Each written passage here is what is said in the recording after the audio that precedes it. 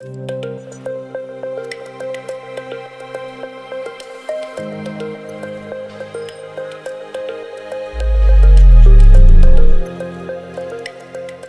diseño gráfico es una práctica profesional del cómo decir las cosas. El lenguaje nació prácticamente así, con esta representación de conceptos simples en una forma fácil de reconocer, ¿no? Algo que es genial es aquello que te da la respuesta antes de la pregunta.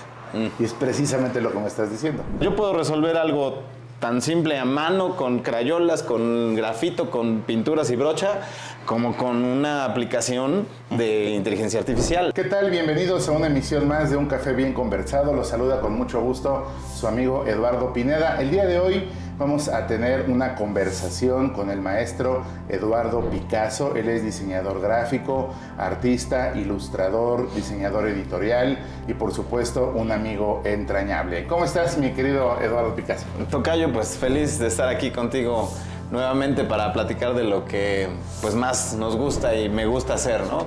Exactamente, que es el diseño gráfico. Y para abrir esta conversación, Lalo, quisiera preguntarte qué es, desde tu perspectiva y en la práctica profesional que desempeñas, cómo podemos definir el diseño gráfico. Pues bueno, creo que una de las definiciones más comunes es que es comunicación visual, ¿no? Entonces, el diseño gráfico es una práctica profesional del cómo decir las cosas. Si ya estamos hablando de la comunicación a través de los ojos, pues bueno, este requiere de varias técnicas de representación, de una metodología funcional para que las imágenes que determinan el mensaje lleguen de la mejor manera y más adecuada para el sector al que van dirigidas, ¿no? Entonces, pues nos valemos de muchas herramientas, ¿no? Retórica, muchos elementos simbólicos, recordables, manejo de imágenes cotidianas, ¿no? Va a depender todo de a quién le vamos a decir qué cosa. Exacto. Ahora que mencionas estos elementos, estoy pensando, seguramente tú también estabas pensando en un cartel, que es parte de los productos que inmediatamente imaginamos cuando hablamos del diseño gráfico, y en él podemos encontrar texto, podemos encontrar imagen. Exacto. Obviamente en la imagen encontramos color, forma, volumen y demás. En ese sentido, yo creo que debe haber una diferencia entre comunicar e informar, porque a veces hay carteles que además te informan algo, pero no te comunican más allá. Sí. ¿Cómo se logra la comunicación para trascender la información? Sí, creo que la diferencia está en el proceso de la creación de la imagen que va a contener ese cartel, por ejemplo, ¿no? Como dices, informar, no, pues a lo mejor es una exposición sobre las pinturas de Van Gogh en tal lugar, a tal hora, inauguración, quienes patrocinan, y simplemente pones el rostro de Van Gogh y ya todo el mundo va a relacionarlo, ¿no? ¿Quién es y qué vamos a ver? No es lo mismo que reinterpretar su obra, ¿no? Claro. Cómo hacía sus trazos, cómo manejaba el pincel, su vida, cuáles son las obras más representativas. Entonces, como diseñador, debes capturar todo eso y reinterpretar la forma en la que él hizo sus pinturas, ahora volverlas diseño, o una imagen diferente, ¿no? No solo ver pues los girasoles, o no solo ver el rostro sin oreja, ¿no? La noche estrellada. La noche estrellada, etcétera. Sino, ¿qué pasa? ¿Qué pasa si a lo mejor, con el mismo ejemplo, yo pongo solo la oreja con un fondo blanco? ¿No? O sea, se me viene ahorita a la mente. Estás haciendo una alegoría de Van Gogh, ¿no? Sin decir específicamente es Vincent Van Gogh. Exacto, ¿de quién se trata? Y yo estoy recurriendo a la sinécdoque, ¿no? Una parte por el todo. Y como es una colección dirigida a lo mejor artistas, en este caso, porque va en cierto lugar, a tal hora, a cierto espacio, pues la comunicación se logra, ¿no?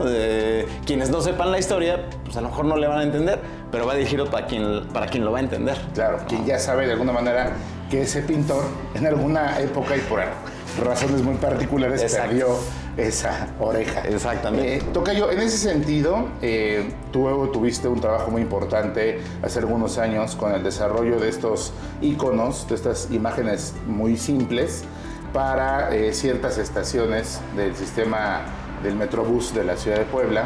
Y ahí es mucho más complicado, creo yo, a través de una imagen muy sencilla, dar el nombre o la idea de una localización, de un lugar, de un sitio de la ciudad de Puebla.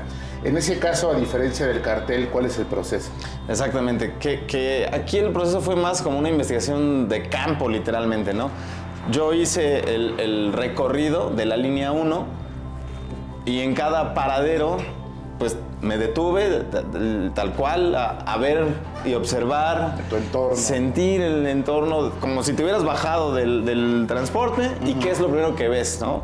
O sea, porque habría que pensar pues en no solo la gente que no pudiera leer también, ¿no? O sea, que ve, que escucha, qué hay cercano, qué referencias tiene. Entonces se tomaron 5 puntos importantes que fueron edificios importantes de alta magnitud, ¿no? O sea, grandes, altos, visibles. Por ejemplo, iglesias. Iglesias, nombres de la calle, ¿no? Nombres importantes, ¿no? Carmen Cerdán, etc. Entonces, monumentos también, ¿no? Entonces, el de la China Poblana pues, tenía que llevar a una China Poblana, ¿no? Claro. Hay unos que eran como obligados. Exacto. Sí, y ¿no? otros o sea, donde tenías, de alguna manera, la discrepancia de qué elemento tomar. Exactamente, sí, sí, sí. En ese sentido, creo yo, Eduardo, que también hay una especie de investigación en cuanto a la parte social, la representación social. Cuando a la gente le dices, por ejemplo, Margaritas, o le dices la estación, no sé, Ignacio Zaragoza, ¿en qué piensa? Sí, claro. Y si le pones al Zaragoza con su caballito, a lo mejor no lo relacionan tanto como si le pones el estadio. Sí. Porque cuando pasan por ahí piensan en el estadio. Claro. ¿Cómo fue esa investigación, además de este situarse en el campo, en el medio? Precisamente con la ayuda de Secretaría de Comunicaciones y Transportes, porque también se realizaron mapas, pues era investigar qué nombres eran los más importantes con los que se relacionara la gente, ¿no? Qué rostros, aunque no esperan el nombre, pero ya vean el rostro de un pictograma, ¿no? O el mismo estadio, ¿no? Que pues, es lo más gigante que podemos ver en esa parte. Claro. Sí, para que se identificara de inmediato, ¿no? No podíamos abstraer, o sea, mi propuesta primera era una abstracción más simple, tipo metro de Ciudad de México, ¿no? Pero por la misma ruta, o sea, la gente, el usuario, tenía que reconocer más fácilmente, ¿no? Entonces fue un poquito figurativo cada pictograma, que se pareciera más a lo que veía, ¿no? Que no fuera así como, está muy geométrico, está muy plano, ¿qué parece? En vez de generar dudas, que aclarara, ¿no? Yeah. Entonces, estoy viendo aquí estas esferas gigantes de la Ciénega, ¿no? Entonces, si tú te bajas de la ruta en ese paradero, pues es lo primero que ves. Claro. O lo ves a distancia. Entonces, ya me voy a bajar, ¿no? O sea, fue muy de usuario, o sea, simple, ¿no? Fácil de reconocer. Claro. Por ejemplo, en épocas de la Segunda Guerra Mundial se decía que el genio, o algo que es genial, es aquello que te da la respuesta antes de la pregunta. Y es precisamente lo que me estás diciendo. Sí. En lugar de generar dudas, darte la certeza del lugar en el que te encuentras. Exactamente. Sí, Para es lo que se construir buscaba. este tipo de iconos. ¿Se llaman iconos? ¿Qué nombre tienen estos? En este caso serían pictogramas. Son pictogramas. Sí. Y el pictograma históricamente tiene una fuerza tremenda, ¿no? O sea, existen desde los códices. Exactamente, sí. O sea, el lenguaje nació prácticamente así, con esta representación de conceptos simples en una forma fácil de reconocer, ¿no? O sea, que fuera un cierto nivel de figurativa para que no hubiera esta discrepancia, ¿no? Así no le busques qué forma, sino Sí. te la diga, ¿no? Claro.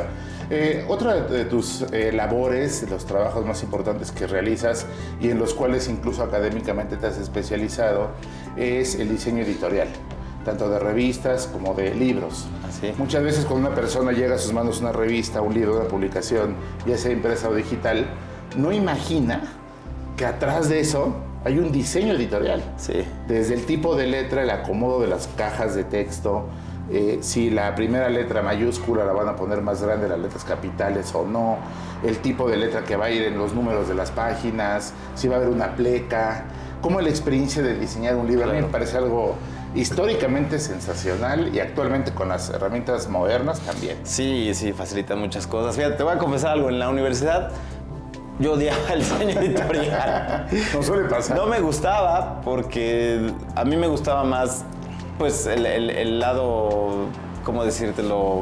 De ilustración, el cartel, el diseño de marcas, etcétera. Y se me hacía que el editorial era aburrido para mí por tener las cajas y todo bien acomodadito y no, siempre lo mismo, nada más es rellenar. Pero empecé a ver libros diferentes, de diferentes países, donde no respetaban esas reglas, ¿no? Pero de una manera inteligente, ¿no? No era nada más romper por romper, ¿no? O desafiante. Desafiante, inclinaciones, textos pegados al borde del corte, que tú lo veías y no pareciera error, ¿no? O sea, esto es intencional y se ve padrísimo. Claro. Y dije, bueno, puede ser divertido, ¿no? Y lo que hice fue estudiar una especialidad en diseño editorial en Jalapa, Veracruz, y me gustó mucho. Ahí la apertura que tuvimos fue, no, pues juega con los folios, no siempre van en las esquinas, ¿no? Haz los grandotes, transparentes, cambia la tipografía, ponles una viñeta, no sé. Ahora los títulos no tienen que ser la misma tipografía, juega inclinados, cortados. A mí me gustó mucho eso porque cuando hago cartel me gusta hacer eso, ¿no? Entonces se vuelve dinámico. Y eso fue lo que quise representar en la revista, o el libro siempre jugar con márgenes, ¿no? O sea, siempre hay una misma forma, ¿no? Debe haber una reticulación, debe haber distancias entre textos, entre líneas, entre márgenes, pero si tú las usas de alguna manera particular o diferente, va a funcionar para la lectura y se va a ver más interesante. Estoy entendiendo que es como si cada página de una revista, o en este caso de un libro, fuera un cartel. Entonces juegas con las composiciones visuales. Exacto. Pero en cada página o en cada subportada, cada portadilla. Sí. En la misma portada del libro o de la revista, que también es algo que a mí me encanta cómo desarrollas. Sí, las portadas son la parte recreativa del libro o de la revista, ¿no? Ahora que mencionaba los folios, recuerdo ver algunas revistas por ahí que el número de página, o sea, el folio, viene en medio. En un, no sé... O sea, tal cual en medio de la página. Sí, 72 puntos, 68 puntos, pero en marca de agua. Y alrededor está el texto. Sí. Entonces se ve hermoso y ahí va el número de la página. Sí. Y eso rompe completamente la idea de que el número es discreto y va en una esquinita inferior. O y atrevido, porque va a haber quien te diga, no, eso pues, no es así, no se hace así, ¿no? La verdad es que pues, ya no hay una ley, ¿no? O sea, tú puedes hacerlo mientras funcione. Claro. ¿Cómo se transgrede estéticamente, artísticamente las leyes si las hubiera en el diseño gráfico? Sí, yo creo que la percepción. O sea, hay cosas que tú puedes diseñar matemáticamente correctas, pero ópticamente no funcionan. O sea, tú quieres equilibrar algo, pesos, distancias, todo, pero no funciona, no gusta, ¿no? Pero si yo muevo una letra para acá, si hago una bold junto a las light y un acentito de color, puede funcionar mejor, ¿no? O sea, entran otras cuestiones que son de percepción. Creo que todo cabría en la percepción, esa sería. Y esa percepción a mí me queda clarísimo que no puede provenir de otro lugar más que del arte. Sí. O sea, es una forma de arte. Sí. Aunque es digital, pero es una forma de arte. Inclusive ya existe el arte digital. Sí. El diseño gráfico nació del arte, ¿no? Nada más que, como lo decíamos al principio, funciona para comunicar. En este oficio y profesión, porque creo que tiene los dos elementos al mismo tiempo, del diseño gráfico en la era posmoderna, tenemos las herramientas que nos proporciona la IA. Sí. ¿Qué piensas de la inteligencia artificial en el diseño gráfico, Lalo? Yo creo que ha sido una herramienta, porque para mí es eso, una herramienta, ¿no? Que puede ayudarnos en muchas situaciones con la practicidad, con la solución de técnica, con la velocidad de un proyecto, ¿no? Yo lo veo así. En su momento, pues, nació la cámara. En su momento nació el Photoshop. En su momento nacieron apps. O sea, para mí son herramientas que nos ayudan, ¿no? Y que pero si que las sabemos usar... sustituir la creatividad. No. Yo creo que el método creativo sigue siendo el mismo, pero ahora le sumas otra forma de representar, ¿no? O sea, yo puedo resolver algo tan simple a mano, con crayolas, con grafito, con pinturas y brocha, como con una aplicación de inteligencia artificial. La que mejor funciona es la que vamos a usar. Así es. Pues han sido algunos minutos muy ilustrativos acerca del diseño gráfico, teniéndote a ti, que en la ciudad de Puebla te has convertido poco a poco en un referente en cuanto a esta profesión se refiere. Yo te quiero agradecer mucho por estos minutos, Lalo. No, gracias a ti, porque siempre las preguntas son muy interesantes y platicar contigo es un agasajo de intercambio de información y de saberes y de intereses en nuestro trabajo, que eso es bien padre, ¿no? Muchísimas gracias. A ti. Y gracias a ustedes por el favor de su atención. Nos vemos y nos escuchamos en la próxima emisión de Un Café Bien Conversado, donde tendremos al escritor Miguel Campos, quien nos hablará de su más reciente novela. Hasta la próxima.